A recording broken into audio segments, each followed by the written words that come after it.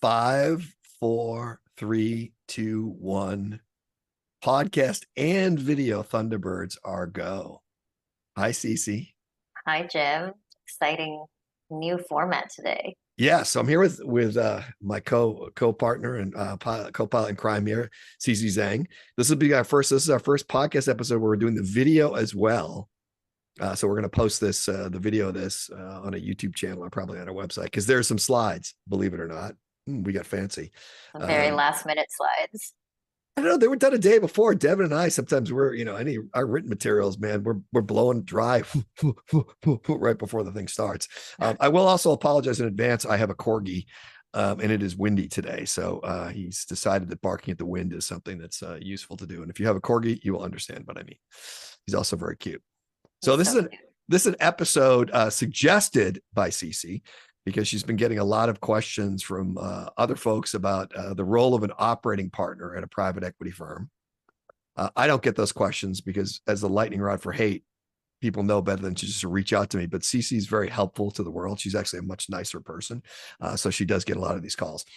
So today we're going to talk about that. And I'm going to be the interviewer, throwing in a few nuggets of semi-wisdom as we go along. But for the most part, I'm going to turn this over to Cici to let her kick things off for us. Sounds great, Jim.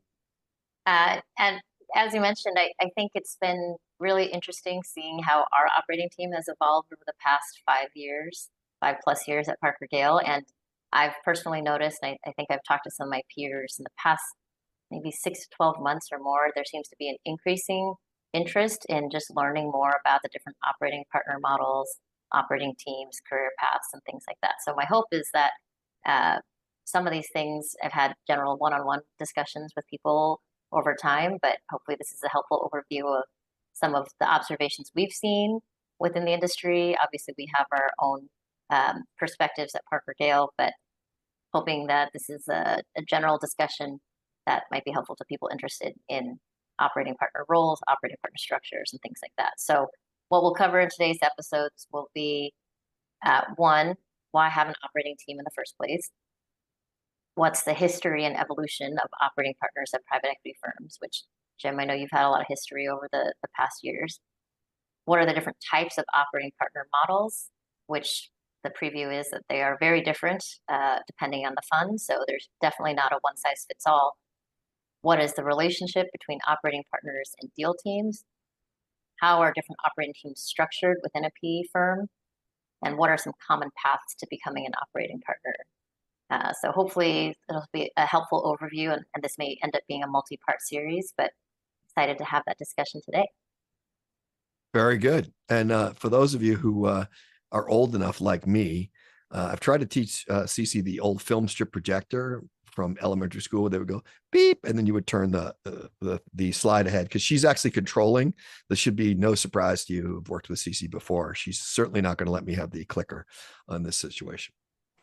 So first up, why have an operating team in the first place?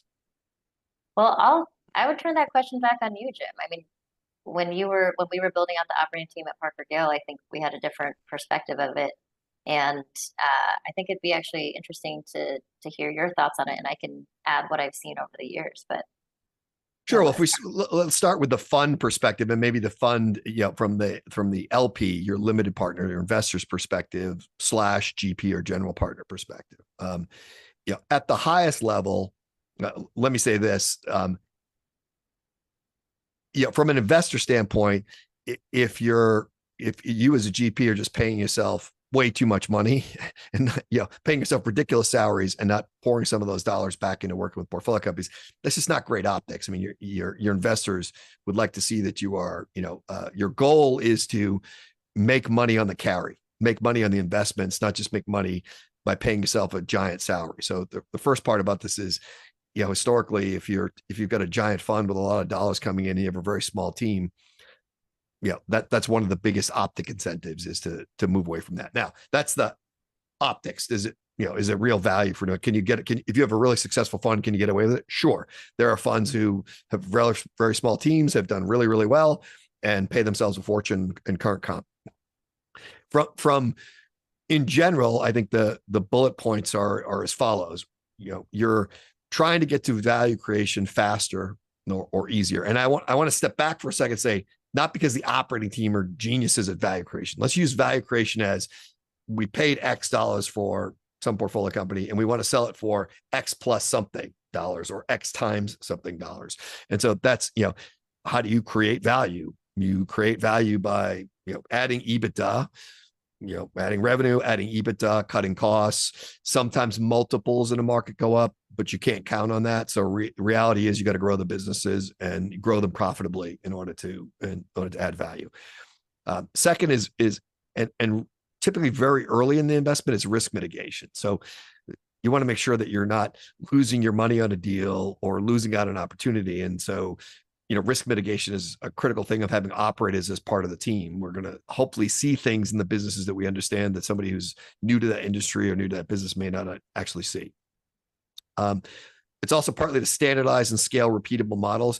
Now, I should point out, we'll talk about this in a little bit, but firms that are investing in single markets or sector focused firms are going to have an easier time standardizing and scaling repeatable models. If you're a firm, and again, this is not endorsing one way or another of how you run your firm, but if you're a large firm with a lot of dollars investing across a lot of different sectors and segments, maybe you're buying CPG, consumer packaged good companies, you're buying manufacturers, you're buying software companies, healthcare firms, retail firms.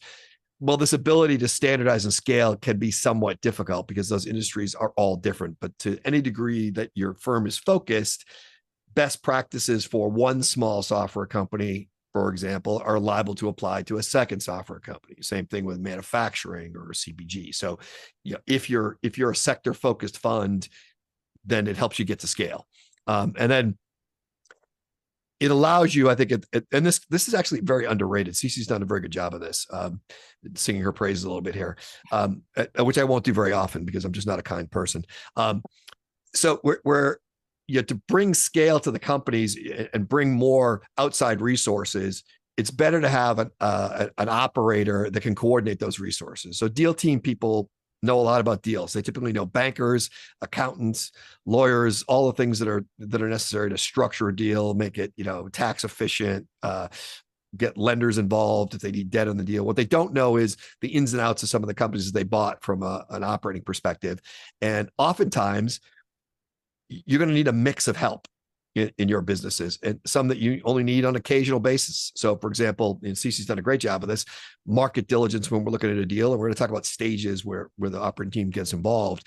And we do that in almost every deal we do. And those market studies, you can't use the same firm every single time. I mean, you could, you're not going to really get good results because there's a lot of different, firms that will do market surveys for you, and they tend to specialize in certain industries. So you'd really like somebody who specialized in that industry. And it can be a lot of work to coordinate a lot of those outside resources and keep a good bench of them. And that's a good reason from both a GP perspective and your investors to have operating people with a good Rolodex of third parties they can bring in the right situations. What I would also add to that last point in terms of being able to use third-party consultants and tailoring that to how that fits in with your specific portfolio company. Because, as a former consultant myself, I learned a lot at Bain. I learned how to get up to speed on different industries very quickly. But each private equity fund, I know at Parker Dale, we know what our individual portfolio companies need. So it's not helpful just to have a generic statement of work.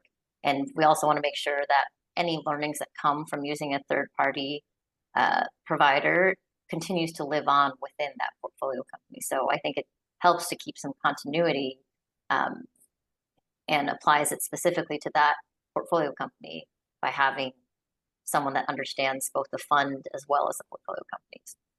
Yeah, and it's also keeping the consultants in line. As we both know, the best consultants never finish but never get fired. Our job is to make these things, very tight from using those resources, especially for us in particular. We're a smaller fund investing in smaller companies. We don't have, necessarily lots of free dollars to spend on consultants, especially pricey consultants from Bain. I won't mention any names, Cici, and basically the rest of my entire team. I would love to work with our former Bain colleagues, but I think at our size fund, that might be a little bit more challenging for our portfolio companies. Correct. This is where I usually make my Bane from Batman joke, which I'm I'll skip for the purposes of this video. And then I think you've got the second category here from an investment team member perspective. yeah. And I think why don't you tackle this one? Because you've done a good job of talking through this half of it. Yeah, I think a lot of times when I end up talking to deal team members, whether it's our own colleagues at Parker Gale or friends and colleagues at other funds, and we end up having a discussion of why do you have an operating team, or why are you looking to build an operating team? I ask them a lot, what's the pain points that you're dealing with? And I think if you think about the background of a deal team member and what they enjoy doing, what they're good at doing, what they really want to spend their time, a lot of them is that part of it is managing the existing portfolio, but a big part of it is also looking for new deals and doing the hunt for the next deal, doing the transaction, doing the due diligence. And that's a big part of it too. It's not 100% portfolio management. And so when they think about adding an operating team or getting more leverage, they might look at their own mix of time and say, what percent of my time am I spending on portfolio management? And is that an opportunity cost at looking for the next good deal? Is that part of my core business or expertise, or even where I get energy from of managing the existing portfolio versus looking at new investments? And what are areas that I can gain more insights into my existing investments so that I can make better decisions, so that I can ultimately drive a better return? And so I think when you look at the individual investment team member perspective, and they really look at the capabilities that they are really strong at and the areas that they want to spend time in, I often hear from some other deal team members that they feel like they might spend too much time managing some of the nitty-gritty details of a portfolio company when they could be out finding the next great investment for their fund. Which is true. Definitely true. So let's talk about the history and the evolution of operating partners, because it's relatively new from private equity. I mean, private equity as an industry is still relatively new. Still relatively new, for sure. Totally agree. So Jim, you've been an operating partner for 2 decades. Yes. 2+ literally decades. Yes. So literally spring of 2002 was when I started. So yeah, so 21 years. 21 years. You're old enough to go to the bar. It's an operating partner. Yes, my career, this stage of my career, and this is essentially my third career, is old enough to drink at this point. Very good. That's a good point. I think I may just leave the podcast then and just go do that. So tell me about the history of, over the past that you've seen over the past 2+ decades.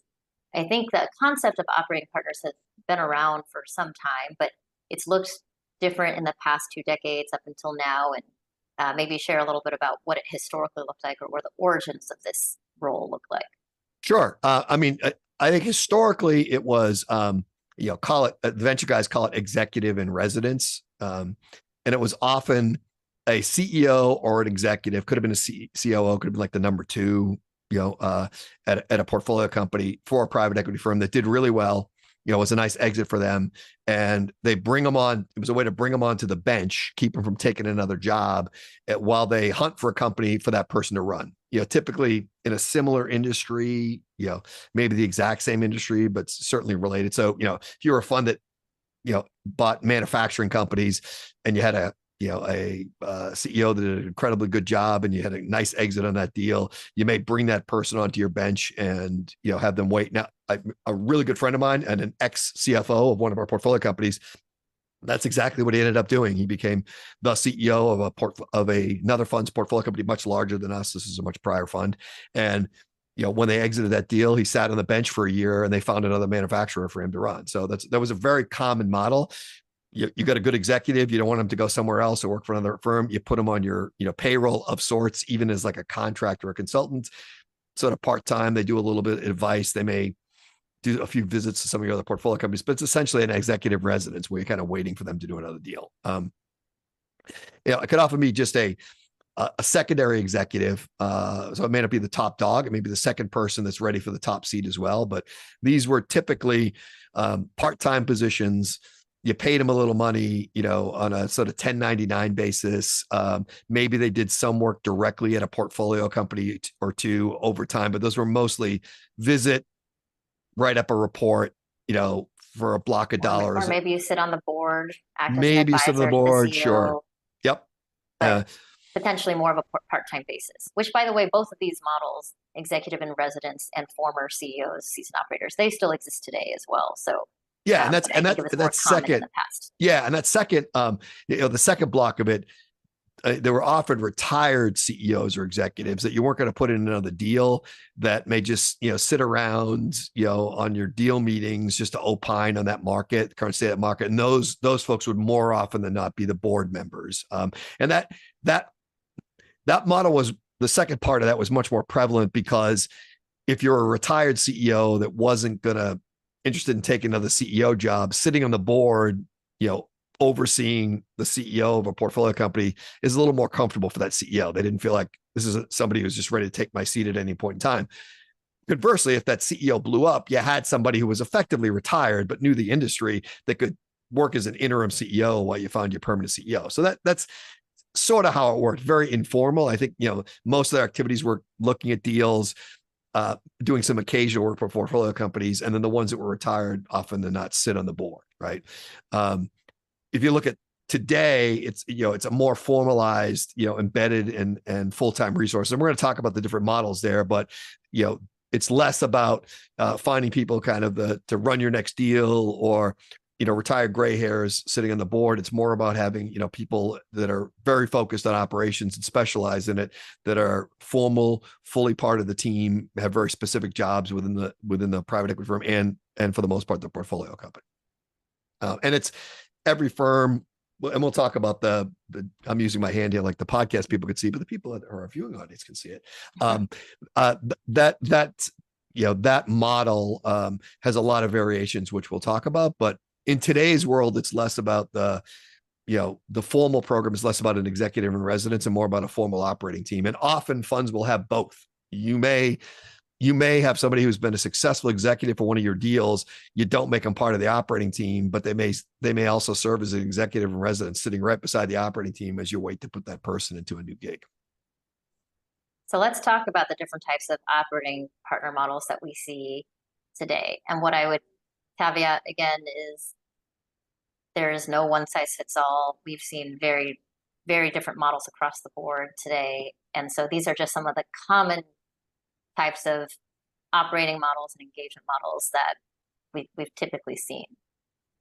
So in general, at a high level, when you think about the common types of operating models, if a private equity firm has an operating team, they may organize them in three broad categories. You may have an operating team that's composed of generalists, which means that they might cover a variety of functions.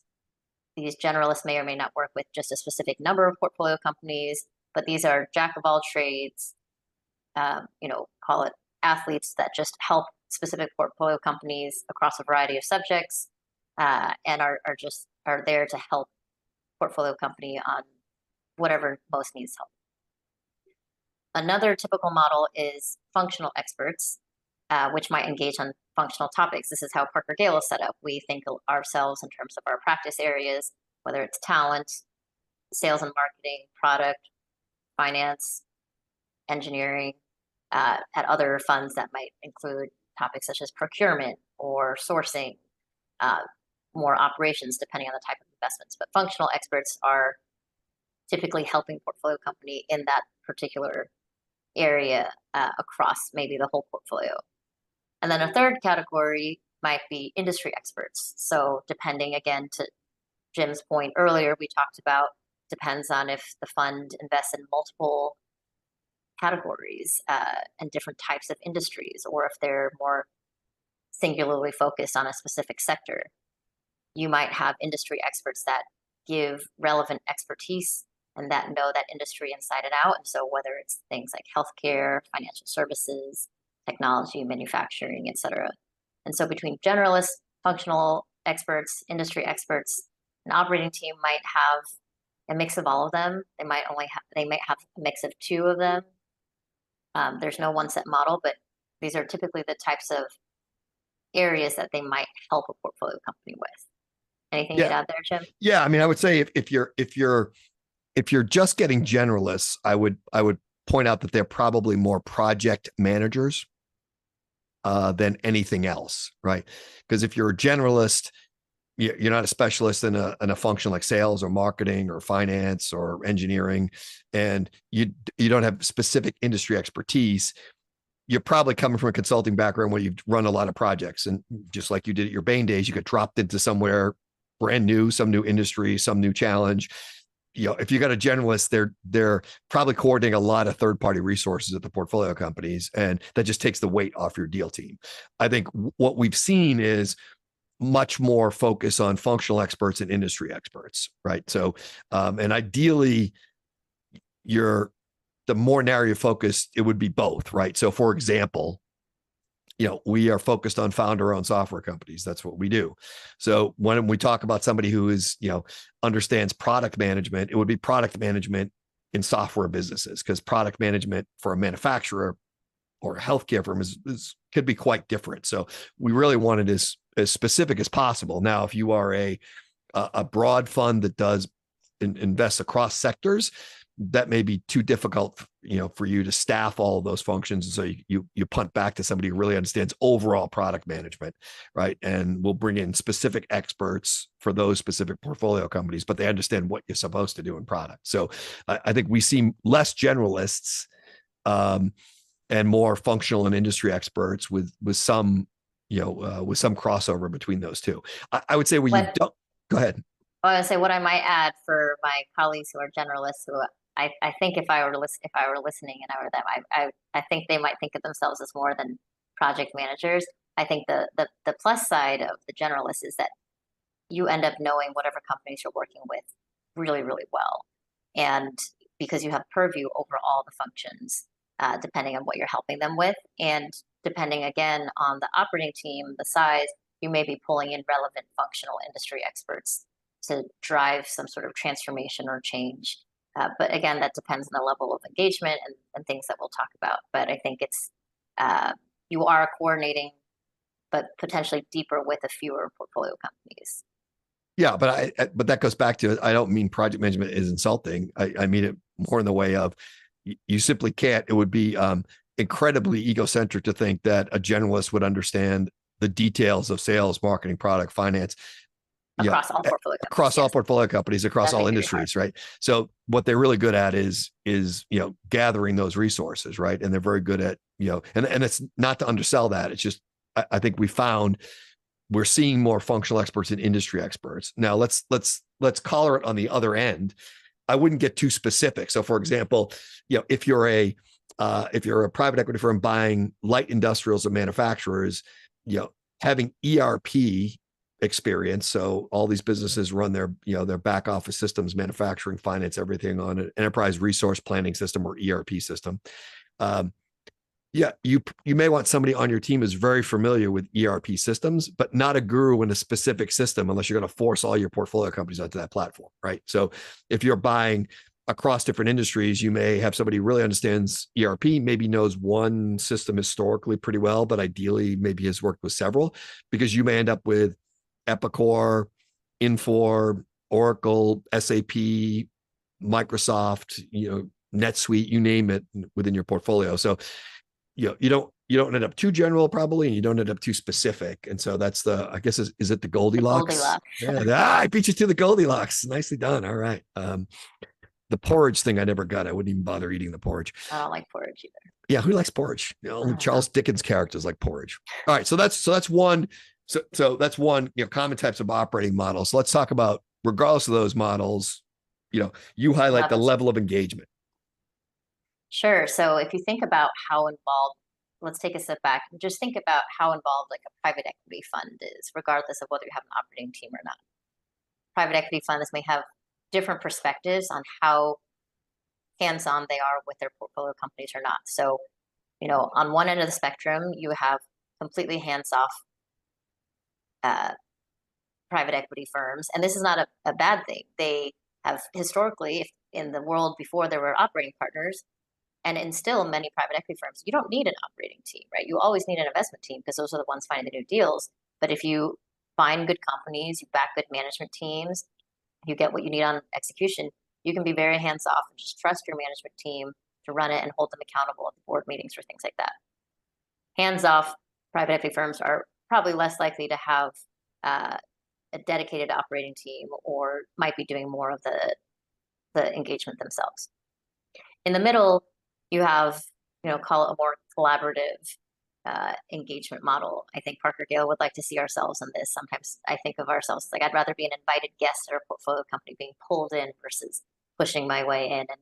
And a lot of times we say, we want to do private equity with you, not to you. We want to work hand in hand with our portfolio companies to come up with an approach together to drive the value that we're trying to create throughout the course of the investment.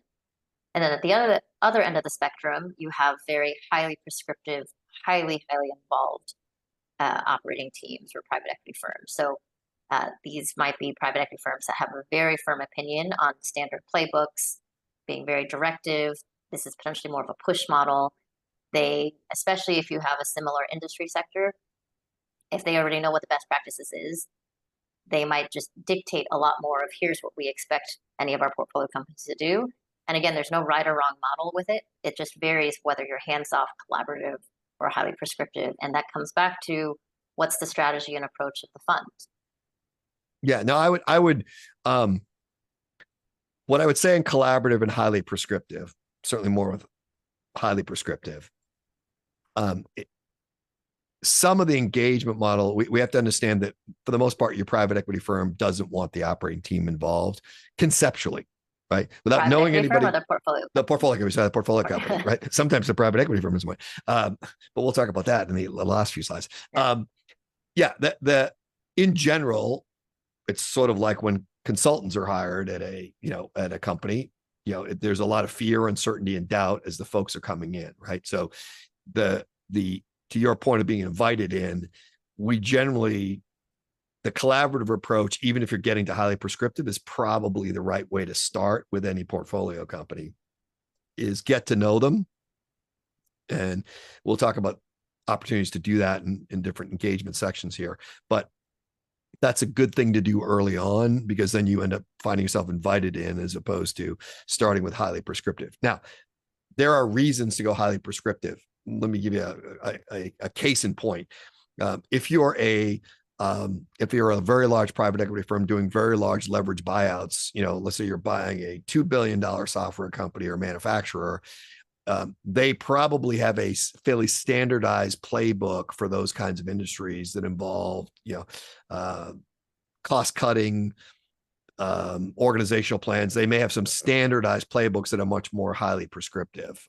And in those cases, that may be the right model given the size buyout you're doing, particularly if you've added a lot of debt on the business, and that's the place where I think a lot of private equity firms get a bad reputation, right? Because everybody thinks of barbarians at the gate. And if you haven't read that, it's about the leverage buyout of Nabisco. There's a really good TV movie with James Garner in it that's pretty funny to watch. And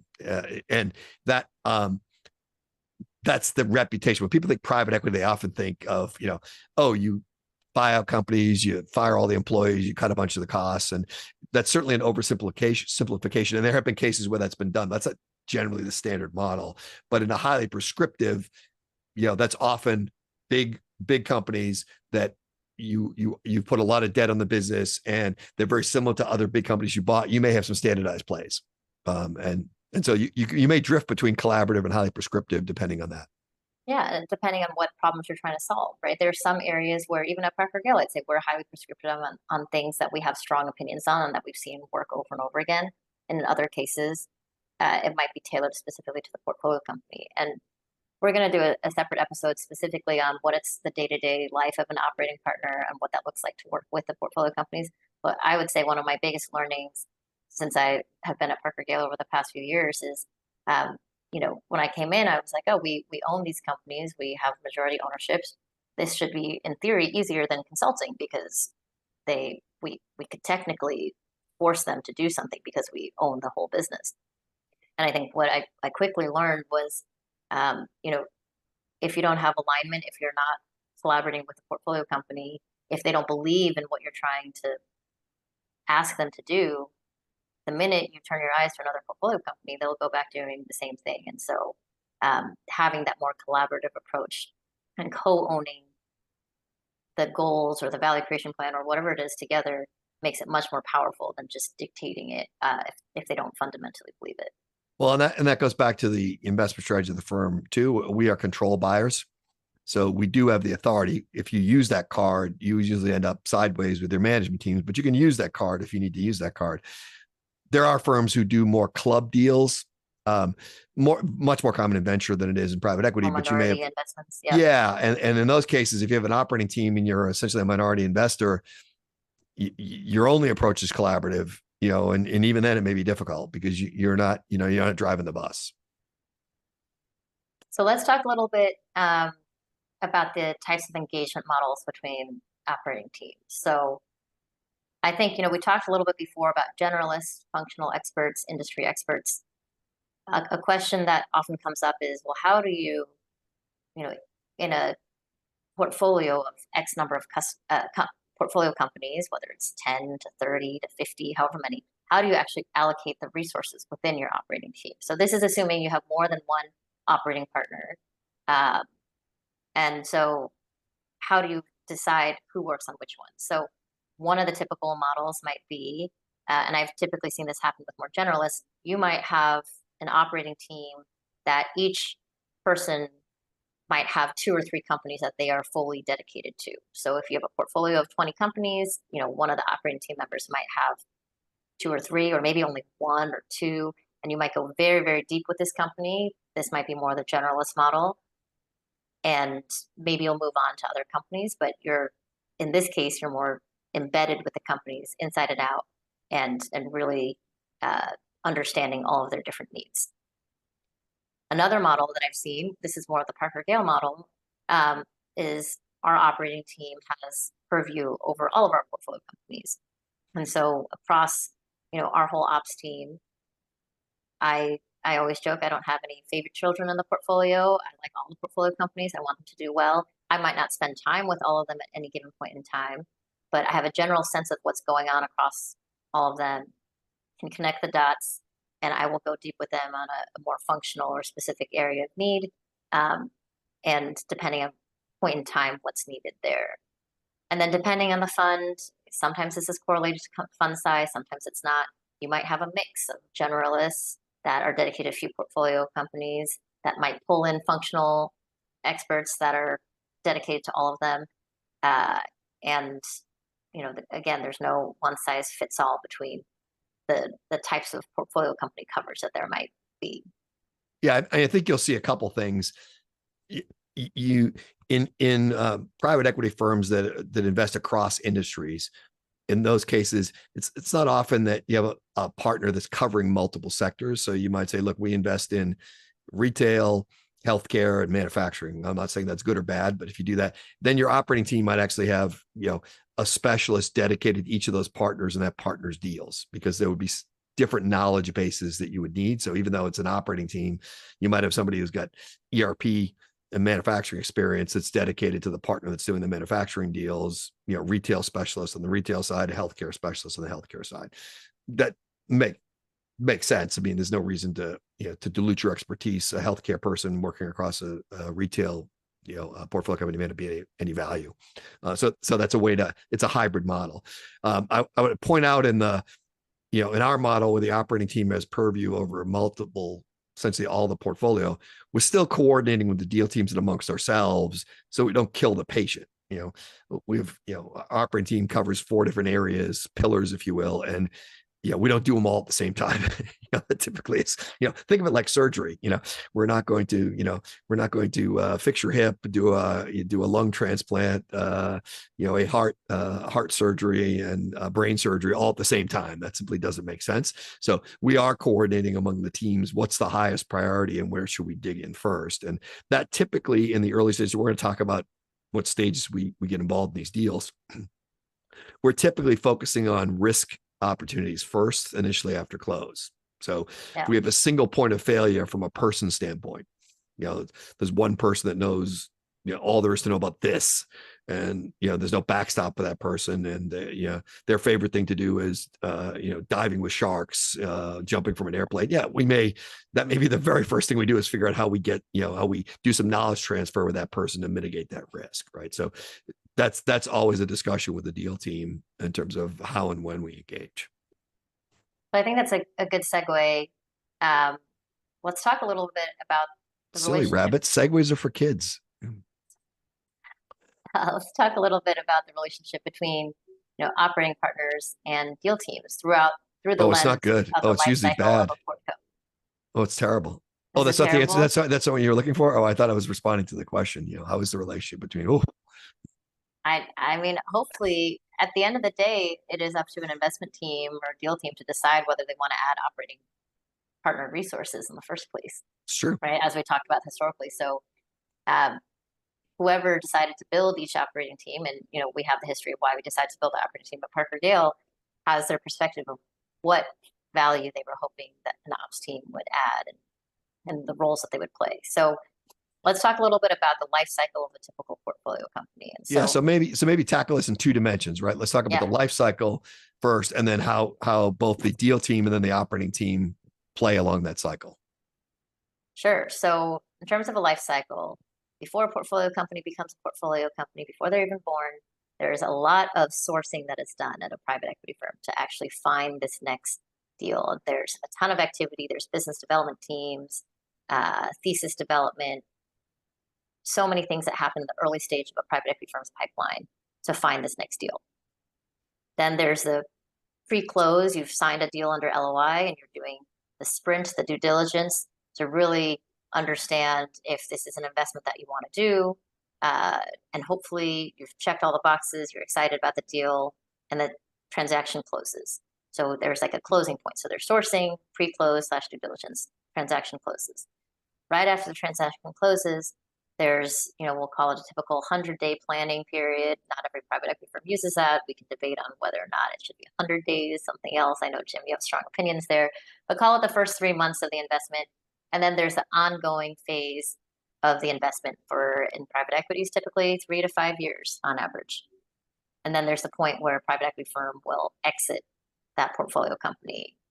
And so if you think about these 5 stages, where the deal team and where the operating team get involved will vary, and their levels of involvement will also vary. And again, this all depends on the firm and the fund.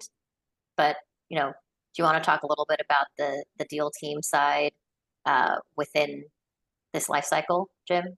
Sure. I mean, and some of this is dependent on, the model you've chosen for your operating team, right? If they're just a series of generalists, they may not, they're certainly not involved in sourcing.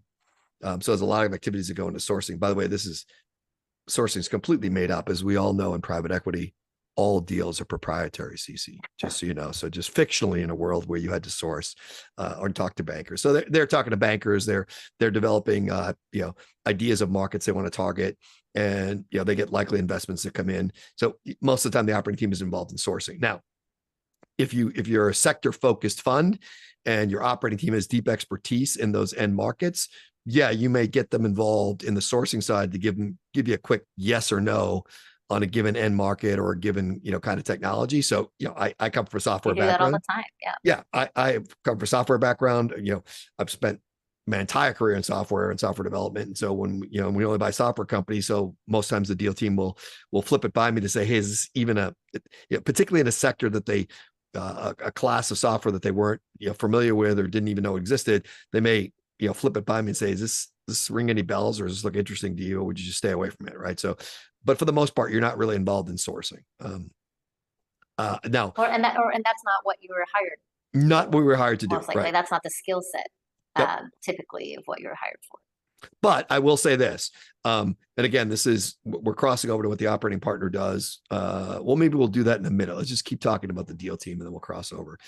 So, they're primarily involved in sourcing and pre-close due diligence. In a lot of cases, they have 100% of the sourcing through basically close and due diligence, right? Particularly if they're not doing, any market studies technical due diligence, if they're largely just doing finance and accounting, legal work, you may not have operating people involved at all. I mean, the deal people typically do themselves. And in a world where they don't have an operating team, this is some of the meatiest work that deal team Yes. members are doing. This is the bread and butter. Is a lot of it is hunting for and finding and doing that new deals. And I think when I talk to our deal team colleagues, even at Parker, they're like, they love the hunt for this deal. They love doing transaction. They love this sprint when they're actually in the heart of the deal. And so sourcing and doing a deal is, a huge chunk of where they spend their time and where they would like to spend their time. Yeah. So, I mean, if you go to any private equity office and deal teams, the whole thing is you want your little headstone, right? So in most deals, you get a little, I'm a New Englander. I call it headstone. Tombstone's a pizza or a really good movie about a Western with Val Kilmer as Doc Holliday. It's highly underrated.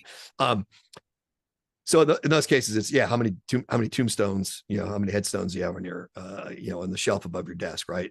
So yes, they should be excited about sourcing and finding deals and closing them. Closing is a lot of accountants, a lot of lawyers. It becomes a complicated business. And then, the next phase, which I would say the planning and ongoing investment phase, if you're not talking about operating people, that's typically the deal teams working with a portfolio company. Now this can very much vary, by the way. In our case, where we're buying founder-owned businesses, the founder is exiting as part of the deal process. That's one of our investment criteria is typically, our founders aren't 17-year-olds who started a rock star company in their basement. They're in their 40s when they start the company usually, and they're exiting in their 60s, right? And they're usually stepping aside, they're retiring. Statistically, we have a large number of these founders that buy a boat, by the way, which is great for us because we don't have to buy a boat. Just go have friends with boats. Exactly. So in those cases, the CEO will be new. And so there's always a lot of coordination because the CEO is typically new to the business as well. If you're a buyout shop buying from, the firms who buy from us, so we sold a number of our companies from our size firm to a larger private equity firm. There's this sort of 100-day planning and ongoing investment is a little less formal because you've already got a plan. Right. They're already working along to a plan. So it's essentially just a different owner. And there's loads of reasons why we do that. Sometimes it is that we've made as much money as we need to on a deal. And it's gotten to the size it is. It's a good time to exit. Sometimes it's that portfolio company could benefit from doing a lot of add-ons, which would put them over just too much dollars from us. We would have too much money in one portfolio company, and we keep a minority investment and sell it on to the next firm that, can execute better on that strategy. They have more money to put to work in that deal. So this will vary. If you're, as part of doing the acquisition, you're making a fundamental change to the management team, there'll be a lot more work in the 100-day planning and ongoing investment than there will be if you're just transferring it to a new owner, right? Same thing, I guess, the metaphor, if people are HGTV, fans, it's a difference between, buying a house, relatively new house, you buy from the old owners because they wanted a bigger house, so they needed to move, you move in, do anything versus fixer upper. If you got the property brothers involved, it's typically a fixer upper, right? So think about it. Think of it as if you're the property brothers, you're probably doing more work here. And then, the deal teams are typically actively leading the exit, the sale process, which is sometimes you get in, over the transom, which I don't think people even know what a transom is anymore. Do you actually know what a transom is? No. Yeah. In like old timey buildings, it was a window above the door that opened in. That was a transom. You could put mail in through it or whatever, but it got to breeze in without getting stuff on your desk. It's like if you watch an old time detective movie, you'll see transom. So the deal comes over the transom or slid under your door. You might get a Godfather off from somebody you weren't expecting, and then it's just a sale. Otherwise, you're typically going through a process, which is putting together a deal book, hiring a banker, well, reverse order, hiring a banker, putting together a deal book, and selling that company. And the deal team will be involved in that process, although the banker is the banker is the front bumper on most of that work, right? So that's what I would go ahead. What I would add is that, again, depends on each private equity firm how involved their deal teams are. But when it comes to portfolio management, when a deal team member does a deal, like that is still their deal. The difference between, I think, operating team and deal teams is deal team members will work on a few of the deals within their overall fund. Yes. And again, depending on your fund structure, like, we might work across all of them, but that deal team member that is typically the chairman of the board. If they're leading the deal, they are responsible for the ultimate success of that deal. And so there's no world in which they are not actively managed or involved in some way, because that return on that investment is their responsibility. What varies between funds is how actively they are working with their portfolio companies on a day-to-day basis during the hold period. And that comes back to what we talked about earlier, is like, how much are you just backing the management teams, or how much are you involved in the day-to-day operations with the fund and or with the portfolio company? And that's what varies. But the responsibility of the success, I think, of of each investment, like, they feel that as part of their own track records as well. Yes, I will say the exception, the one place I would disagree with you is that's certainly true at the top level, the partner who leads the deal. In most cases, private equity firms rotate through associates in a 2 and 3 year plan. So you may end up over the life of an investment, same partner, but you might get a different associate. Yes. So as they move to the next level or go off to business school, you get the new associate. Sometimes we even trade associates across deals, so they get experience working with a different partner. So the senior person, the deal team member, the partner that closed that deal, they'll be with it for the life of the deal. The associates may trade out a little bit, and that's something you need to be aware of, because you may, you close a deal and that associate may be on the deal for the first couple of years. You as the operating person may not get involved until the end of it, and then you may be on it for 2 or 3 years, and you'll have a different associate that you're actually the original associate's bringing you up to speed, and then you're bringing the new associate up to speed. So there's a little bit of that disfluency at the associate level. Yes, that's a good distinction between, deal partner versus a deal associate, for example. So let's talk really quickly about the role of the operating partner. We touched upon this a little bit throughout this life cycle. So as we mentioned, on the sourcing side, potentially lighter touch on sourcing at most funds. Again, that's not what you were hired for. I know I wasn't hired at Parker Gale because of, business development skills, which our colleague Matt has and is great at. On the pre-close due diligence side, this is an area where I think we've seen operating partners increasingly involved in due diligence pre-close. It's one of the things I really appreciate at Parker Gale, because getting to see what's happening at the deal, having an insight into the market, into the company itself, so that we can start to form the value creation plan, gives us a really good sense of what we have to do with the deal after the deal closes, and helps us be faster in hitting the ground running. At other private equity firms, sometimes this can vary. I've heard of the case where, the investment team does a transaction and then throws it over the fence of telling the operating team, here's what we bought, please help us fix it. But I have heard increasingly that operating partners are getting more involved in due diligence pre-close. The meat of where I think we spend most of our time is obviously during the course of the investment, 100-day planning, ongoing investment. This is what you're hired to do. This is where you're spending most of your time, typically the heaviest level of engagement. We didn't touch upon this yet, but it depends on the fund. It really varies whether an operating partner might actually take a seat on the board at a portfolio company. The deal partner almost always has the board seat, and maybe multiple people at the fund. Whether an operating partner takes board seats, that varies based on the fund, based on their model. But no matter what, the responsibility is to help with the ongoing investment. And when it comes to the exit or sale process or the preparation for that can vary. There might be some work leading up to the sale process that operating partners are involved in, but when it comes to the actual day-to-day selling, it depends on the fund. The operating partner might know the deal really well, and so when there's questions coming in from buyers or with the management teams, there might be some partnership. But again, I think that varies. Yeah, and I would say in general, I'm allied against operating partners taking board seats for a couple of reasons, right? One is just the nature of private equity firms. The deal partner has to be on the board. Typically, the CEO has to be on the board as well. If you're buying from a founder, that founder is typically taking a board seat. And then the junior principal at the private equity firm, somebody who's a deal partner in training, if you will, rarely an associate, but certainly a principal or sometimes a VP, they take a board seat because if they're going to be a deal partner, eventually they need to get experience in sitting in board meetings in a meaningful way, other than just being an observer. putting yet another person from the private equity firm on the board, starts to get too insular. It's, a bunch of people that have a tendency to agree with each other. You typically want to start to get to some outside board members that add a little more value. So that's the reason not to waste an operating person in a board seat. It's also, it's a lot of work, right? From the board perspective, when you're not really, you don't have much impact at the board level. You've got at least 4 board meetings a year. You've got the travel around it, plus the board prep. You're burning some days that could be better spent. And then you also end up, as a board member, it becomes very difficult with the portfolio companies that you're not meeting with somebody who's working from the private equity firm hand in glove with you. You're actually meeting with a board member, and that creates some conflicts as well in some of the operational stuff. So we don't do it. It's nothing wrong with it. But we just, for those reasons, don't think it's a key thing for us to do. And I would make the argument that depending on what you're hiring, I hear a fair bit of, hey, the easiest way to start with an operating team is to hire an internal headhunter, a recruiter, right? But we hear that a lot.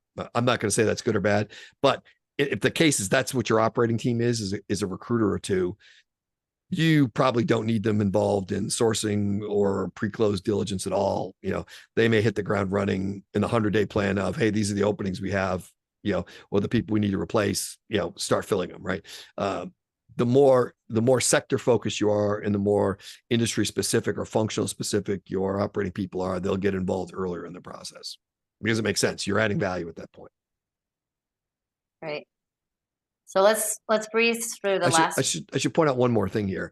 There's the get involved early has some values. Getting involved too early has no value. You're going to waste the time of the operating team. So lots of stuff, if we see 100 deals, we'll still do one. If we see 1,000 deals, we'll still do one, on an annual basis, 1 or 2, right? So if you're heavily involved in the early screening phases, you can burn a lot of hours on that function.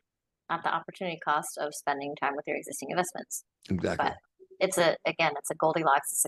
It's a mix of making sure how do you bring in the operating team early enough to get up to speed, so that they're not playing catch up, but not so early that you're wasting a lot of cycles on deals that are likely not even close to getting done. I mean, where were her parents?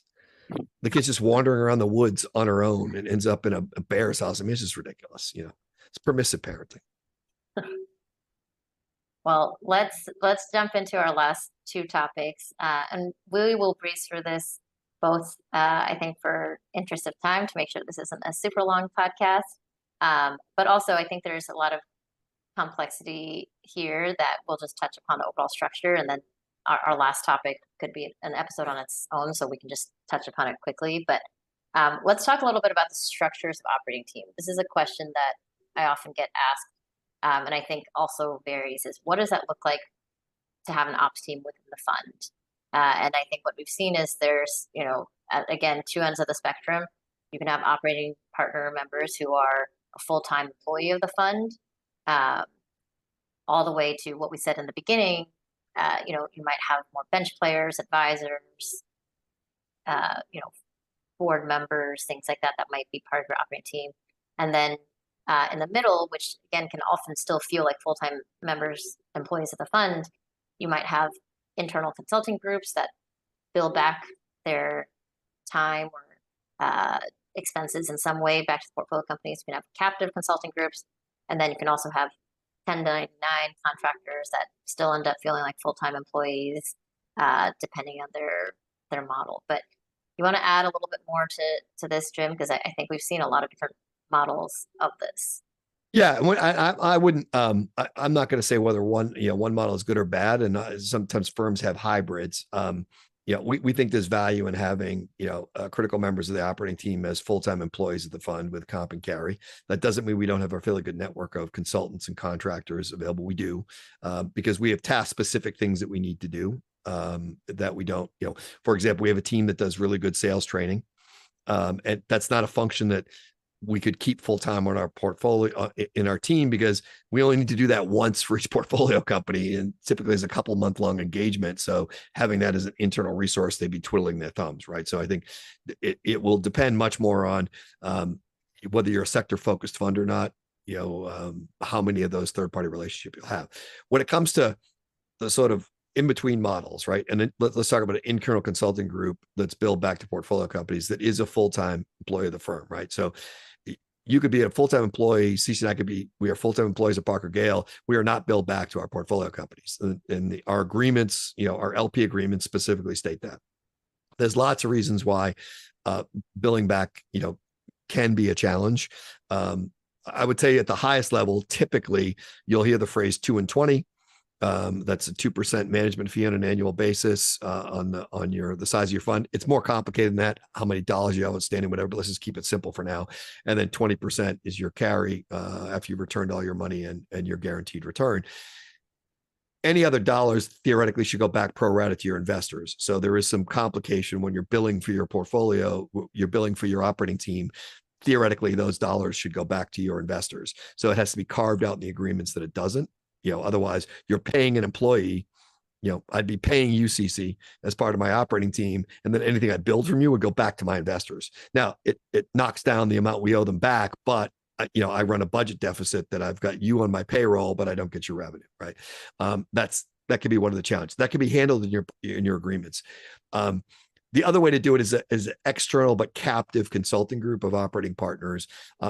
There's a reason to do it this way. Just forget financial oversight, some rulings around the SEC, but in cases where you have a relatively large operating team and you have two things that you may need to do. If you invest across sectors, you may need to add and remove people on occasion, right? So let's say you're investing in manufacturing, healthcare, financial services, consumer packaged goods. Well, you may need a relatively large team. And as you have a series of investments, you may not have need for all the manufacturing people. So you may need to lay them off. Really hard to do as they're part of a fund, as a captive group, much easier to do. The second reason is that things are typically within a private equity firm managed around the funds themselves. Fund 1, Fund 2, Fund 3, they have a certain amount of dollars. They have a certain set of agreements. The companies are different between the two. You rarely invest across funds. So things can be very tightly controlled. If you've got long range projects that you're working on and you sell a portfolio company, operating team is done, right? So the second we sell a portfolio company, we're in the middle of a project. We no longer own that company. And having one of our operating team members working for that company or working on projects with that company is very difficult, right? Because it's no longer our asset. We're actually doing work for somebody else. So in those cases where you may need to potentially finish projects, across your investment horizon and still get paid for it, having an external group is an easier way to do that. We don't do that model, but all of those models, there's no pluses or minuses. There's structural reasons why you do it one way or the other. No. And again, it depends on the strategy of the private equity fund and where they're hoping to their own agreements, where they're hoping to add value, how big of an operating team they're thinking of building, et cetera. So let's touch really quickly upon the reporting structure and then briefly on compensation. So at a high level, in terms of where an operating team might report into, you may have a head of the operating group, like our fearless leader here. And I'm not the head of the operating group. and then you might have more hierarchical where you hire more junior resources or whatever the case may be underneath the head of the operating group. In other cases we've seen where it's typically like a really flat structure, and you might have multiple operating people reporting into multiple deal partners. That can be messy at times, but hopefully you get some kind of alignment on where time is being spent, what the goals are of that group. But it really varies in terms of where they sit within a fund. Yeah, I would say that's true. I would say unless you're building out a really big operating team with multiple levels of skill sets, like a large consulting organization, you're hiring relatively senior people and they're largely self-managed, right? So there's, typically we see more of a flat structure in where you have when you have a relatively small number of operating partners and they're coordinated well with the deal partners and amongst themselves. They're self-managed. They know their job. They know what to do. We're coordinated with the deal partners to make sure that we're, one, not interfering with other stuff that's going on with that particular deal, or two, we know, hey, we've decided we're going to take this thing to market in the next 6 months. That may determine we may not start some projects we were thinking about starting if we're going to be exiting them, in a horizon that's shorter than the length of that project, and just to make sure amongst the operating partners that the two of us aren't scheduled to be on site at the same time and don't even know it. Those kind of things. But those are flat structure is more common, I would say, than a hierarchical structure on operations. So touching upon compensation really quick, there's different components, again, depending on the private equity fund, but typically everyone has hopefully a base salary. Many private equity firms also pay a bonus. Carried interest is a typical component, especially on the deal team side and depending on the seniority level. It can vary within operating partners. I think that comes back to how you're structured, how that looks like. At Parker Gale, I think one of the things that drew me to Parker Gale was the alignment between the deal team and the ops team, and getting that carried interest as to make sure all of the incentives are aligned with the deal team and the portfolio companies. But carried interest is not necessarily paid to all operating teams, depending on the structure.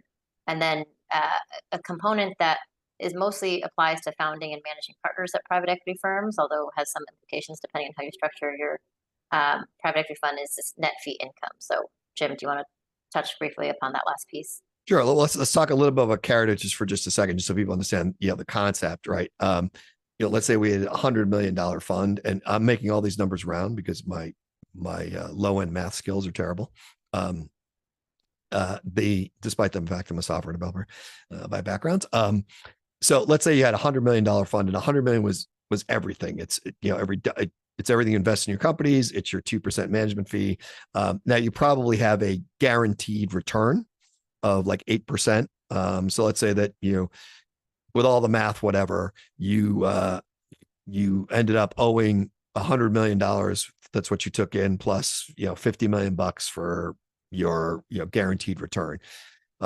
Your 20% comes north of that. So after you paid everything back in the guaranteed return, let's say that every deal in that fund sold and the total dollars was $250 million. Well, then you're getting 20% essentially of $100 million. There's some variations of this, right? So your 250 minus your 150, your guaranteed return, you're getting 20% of those profits after the guaranteed return.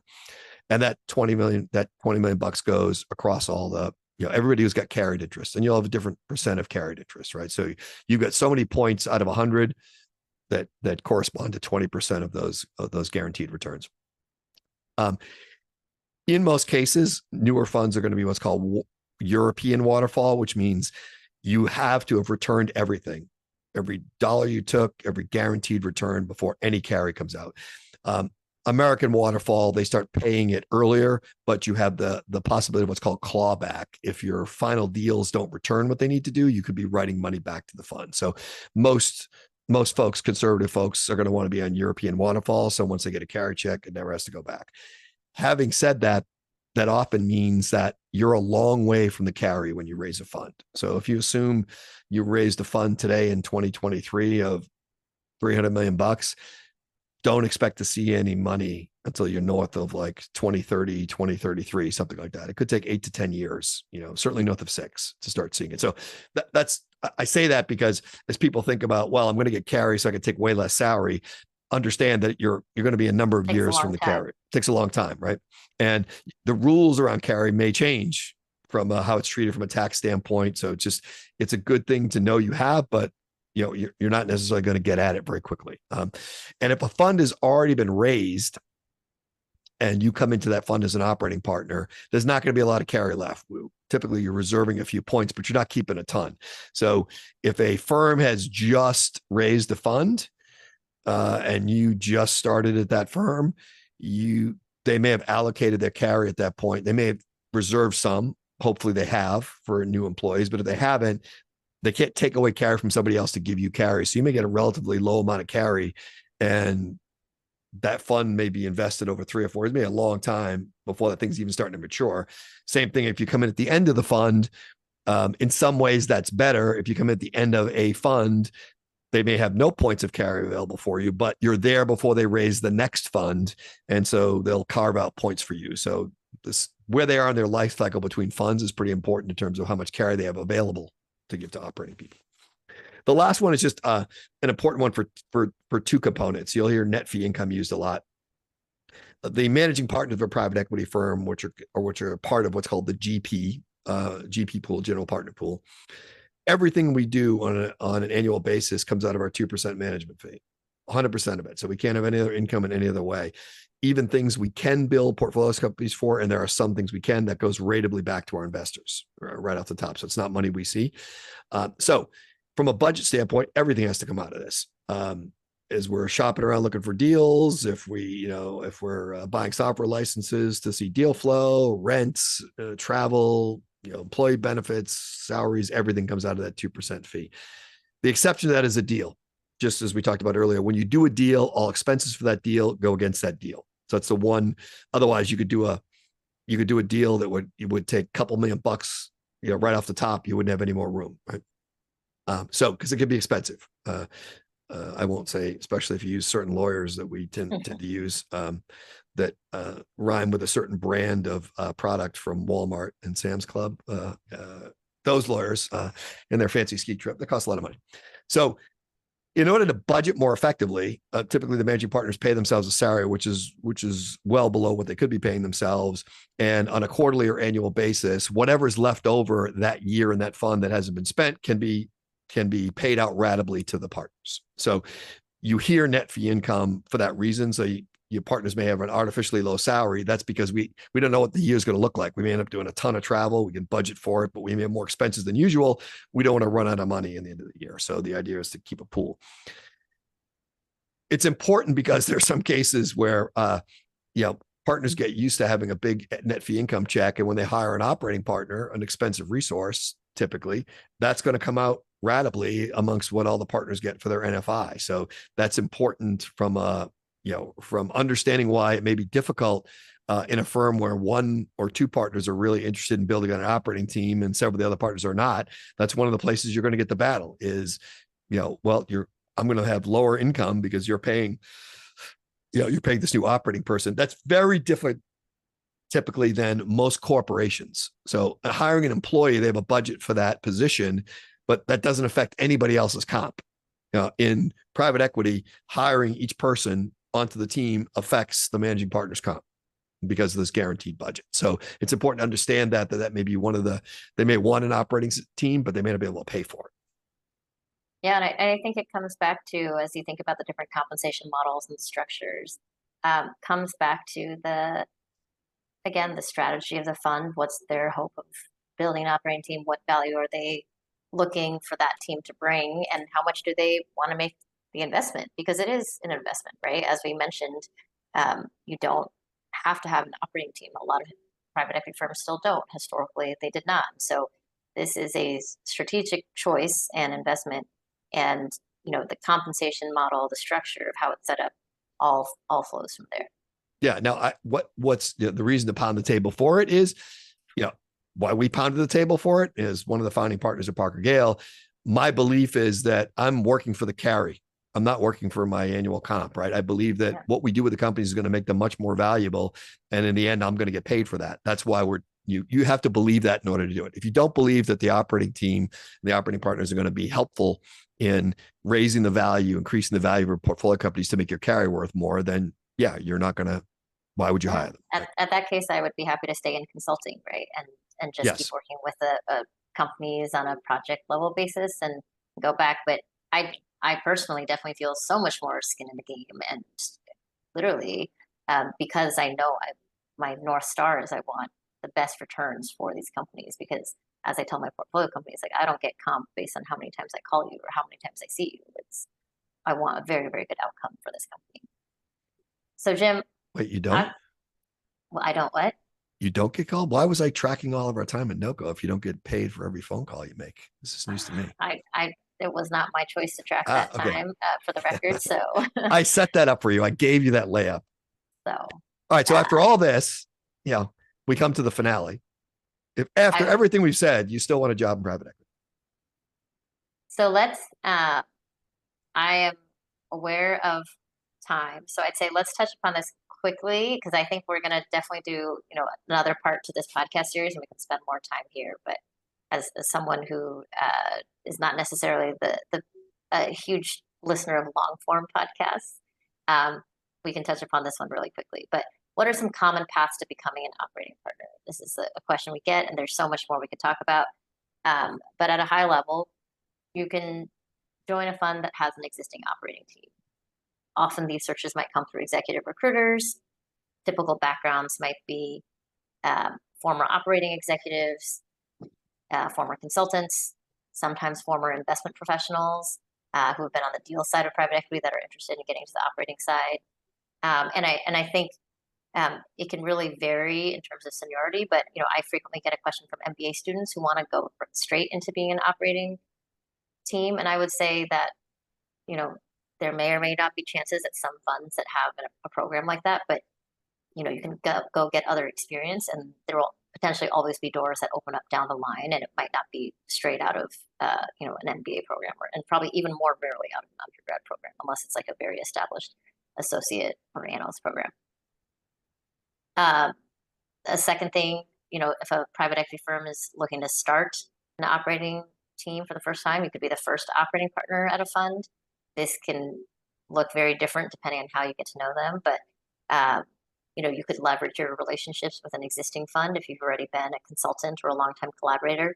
I've heard many stories of people who have become the first operating partner at a fund because they were already a client of, they were a client, the private equity firm was a client of theirs. They were a consultant that worked with them over multiple years. And then they decided they wanted to bring that capability in-house and hire a person that knew their fund well to build out that team. You may be a valued employee from a successful portfolio company that's exited, that may be looking to come into the operating side. And then obviously increasingly there's more executive recruiters that are also playing that role in finding and placing the first operating partner at a fund to introduce you to new funds. And then the third way, this is probably the most difficult, but in the case of Parker Gale, you could raise a new fund with the operating partner model embedded from the start. So Jim is one of our co-founders. You and Devin raised this fund knowing that you were hoping to build this team. And so that was the mentality and the model from the get-go. But there's a lot of different paths to becoming an operating partner. We can spend a lot more time on more of the tactics and interviews and things there. But anything else you would add here, Jim, in terms of different avenues into it? No, but I think that's I think as you look at it from easiest to hardest, a firm that already has an operating team and has decided they needed a certain skill set and they have a job open, they're recruiting for you, great. To be the first operating partner to fund, it would be very unusual for a fund to say, we're going to hire an operating person and let's get a recruiter and go find our first operating person. It's generally much easier if you've worked with that fund before in some capacity. It seems a more natural fit, not impossible, but it's less common. I would say it may be becoming more common as people think they need operating people on the team. And you have to make a decision whether they're adding operating person on the team because they heard they need an operating person on the team, or they really, have an understanding how they're going to leverage you. And last but not least is generally very difficult. I mean, I've seen this, and I've certainly seen it in a fundless sponsor type of situation, right? Where you get somebody who's a deal hound and somebody who's a good operator, and they pair up and they start out by just doing one-off deals and roll that into a fund. That's easier than just starting a fund from the get-go. Devin and I made the choice to literally raise a fund from the get-go instead of doing kind of deal by deal. It's certainly the hardest, but as an operating partner, you're pari passu with the deal partners in those cases, which is really important. You can Google pari passu. It's Latin, and every deal person knows it. So that's the reason I throw it in. Put it in the future episodes for vocabulary. Awesome. So, Jim, I think this is definitely the longest podcast episode I've been on. So the longest one we've recorded, I can tell you. Me personally, I know we've recorded much longer ones.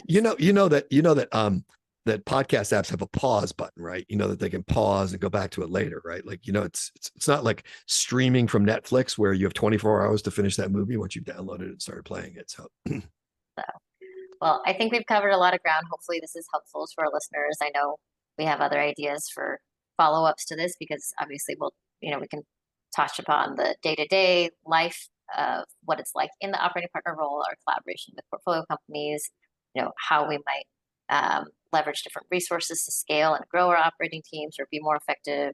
Obviously, there's a lot more time that can be spent on trying to get a job within an operating team or an operating partner role. But hopefully this was a helpful overview, and I think, at least answered some frequently asked questions that we often hear about people who are interested in what the operating partner role looks like and what that might look like at different private equity funds.